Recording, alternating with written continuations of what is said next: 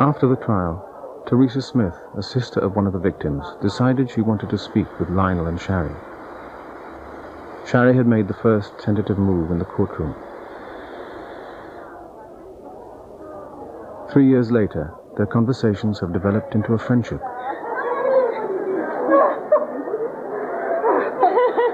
You come very good. There you go. Thank you. Very pretty. Where's Lionel? Oh, he's here long. I have parents, and I put myself in their shoes. If that was my parents, they would be going through a lot. And the guilt is just overwhelming, and you could see that and feel that when you talk to them. How you doing? Yeah. Good to see you. Good to see you. She came very good. No kidding. What did you bring me? Oh, well, I It's brought in my hand. the kids. I don't hold them responsible for what Jeff did, ever.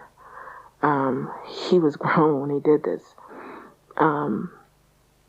I talk about his life because I wanted to see what kind of upbringing he came from. In trying to come to terms with Eddie's death, Theresa felt she had to meet the man who had killed her brother. I wanted to know Eddie's last words because I wanted to know what mood my brother was in before he took his life. Well, he said he was sorry when I first walked in there. That's the first thing he basically said to me. And he was sorry for killing him. And it was just pure selfishness on his part. And if he could do it all over, he wouldn't have did none of that. But he couldn't help himself. So... And stuff. I'm really glad to see you guys. we are too. We're glad you're back This down summer, here. she is unlike any other person I know because I would have a very hard time forgiving anyone associated with someone who had done what Jeff did to my loved ones. I wish everything could be this peaceful and I know. friends and It'd be nice, like wouldn't it? this here. Yeah. Wouldn't it be nice to have your own private little island somewhere to escape? Yes. Just forget it all. You just understood that you had to move on and you had to understand. Otherwise, you would just stay in the past. And I couldn't deal with that because just thinking about that hurt it even more. It's been 3 years and it still hurts, but it doesn't hurt as much as I didn't before I knew them. That's a beautiful lake. How's your family doing? They're doing well, as well to be expected and stuff, Good. And yours? Just getting by, right. About the same. Yeah. I think he did what he could. You can always look back and say, you should have did this, and you should have did that, and you should have been aware of this. But you can't. It's like I said, it's easier to look back and blame. It's harder to just go ahead and say, well, this is what we'll take it from there.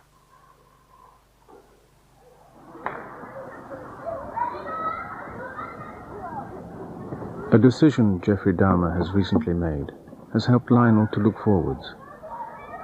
His son has chosen to be baptized. All my life, I've tried to do practical things for Jeff to help him out when he's gotten into trouble, and maybe I wasn't just equipped to do that. But whatever the reason, his recent baptism in the Christ and his newfound faith is a comfort to me because I feel like I've had some part in doing that, and it's very important to me. Perhaps the victims' families will come to believe that he does deserve the end reward. I can't forgive him right now, but being the way I grew up and being a Christian, you're supposed to.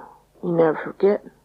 But one of these days, I might be able to do that and just let it go. Well, my opinion as a police officer is that it's easy to get religion when you're in jail. I mean, there's no place else to go. But I also do believe, because I have a faith, that if he wants to live with himself, and this is a point that I tried to drive home to him when I was trying to get him to tell me about the homicides, was that he had to admit to God what he did, ask for forgiveness, make some amends, and That's the only way he'd be able to live with himself. From my conversations with Jeff, I would say that he is genuinely reaching out and trying to embrace some religious aspects of life in order to make his life more bearable. He's there for the rest of his life. That is his home. That is where he's going to die. And to make amends with God is the right thing to do. And that's the only one who's going to forgive him for his sins. We have no right to say, oh, you can't be baptized. You know, who are we?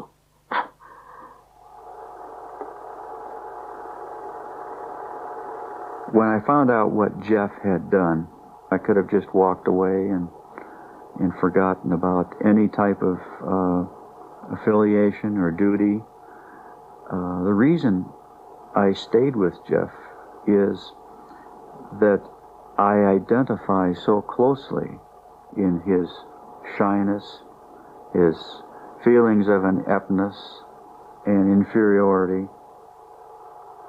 There's a very deep love there to try to do something to show the world what he really was like as a youth.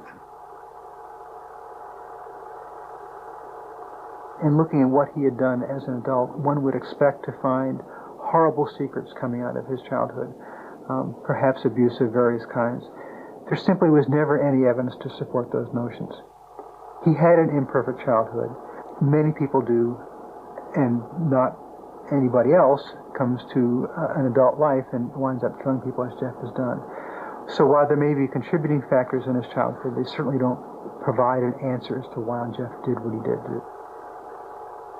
People want us to feel ashamed, and I think that's sad. I think that's incredibly sad that they want us to bear the shame for his crimes. We have nothing to be ashamed of. We're guilty of bearing the same last name. My husband gave him creation, was part of his creation, but we have no reason to be ashamed. And I'm puzzled sometimes when people look at us as though we have not eaten enough dirt or paid a dear enough price, because I dare any of them to walk in our shoes. It's amazing to me in 31 years, 31 short years, how I could create such hell for myself and everyone around me. Because I did it. It was my doing, my little horrid creation. You know, I mean, people can say, well, it was family pressures or it was mental disease, but the fact is that I'm the one that did it. Very self-destructive life.